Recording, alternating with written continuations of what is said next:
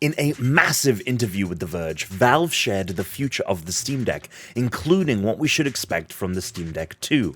Here are some highlights from the conversation. The Steam Deck has been a wildly successful product for Valve, which is incredible to think of when you realize that Steam machines, a spiritual predecessor to the device that the company partnered with PC manufacturers on and were designed as computers for your living room, crashed and burned. But it now seems that the success of the Steam Deck has revitalized Valve's interest in the Steam machine as the team gears up to make the handheld's Steam OS available to third parties. Steam Deck designer Lawrence Yang explains that not only is he excited by the handhelds that other companies could make utilizing the operating system, but that the team is looking forward to manufacturers bringing back Steam machines with it. While the Steam Deck isn't the only handheld gaming device on the market, it's one of the cheapest as well as the most powerful. However, that's about to change once products like the Aya Neo 2 hit the scene, which utilize an AMD 6800U chip that in testing has shown to provide more performance than Valve's own custom Aerith SoC.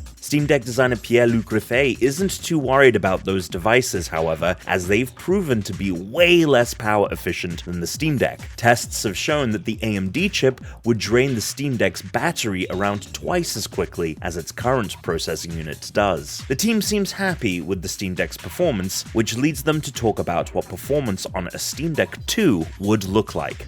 And according to Yang Griffet, the performance would look a whole lot like what you're getting on your current Steam Deck. It seems Valve will be taking a Switch OLED route for its next device iterations, rather than something akin to the mythical Switch Pro, by targeting improvements to both the Steam Deck's screen and battery life, and keeping performance even with Steam Deck 1.0, stating that they'd only look to increase performance if there were, quote, significant gains to be had.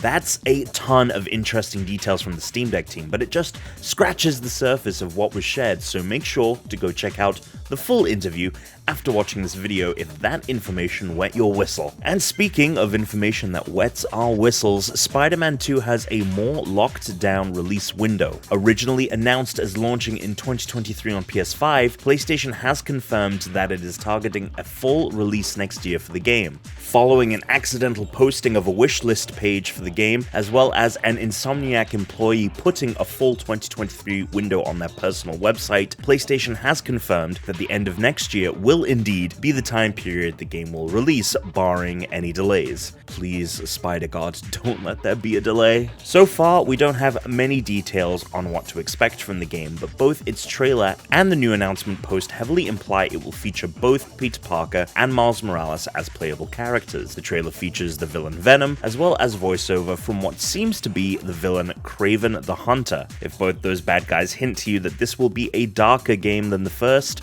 you'd be right, as Marvel Games Vice President Bill Roseman equates the sequel to The Empire Strikes Back, juxtaposed to what he describes as Spider-Man 2018's A New Hope, which really is saying something if you've played through the end of Spider-Man 2018. You know what else is dark? Space, the setting for Bethesda's next game, Starfield, which we got a few tidbits of info on around the game's factions. Unlike previous Bethesda games, where aligning with certain factions would generally lock you out of teaming up with others, it seems Starfield will allow you to see and do every mission related to every faction in the game, regardless of whether the goals of a faction oppose another's. The faction quests will also be more personal to the player, but the decisions they make will still have far-reaching consequences, and their companions will have a, quote, lot of opinions and points of view about what decisions you'll be making. What do you think about the idea of there being a Steam Deck OLED versus a Steam Deck Pro? Let us know in the comments below, and we'll see you here for more GameSpot news.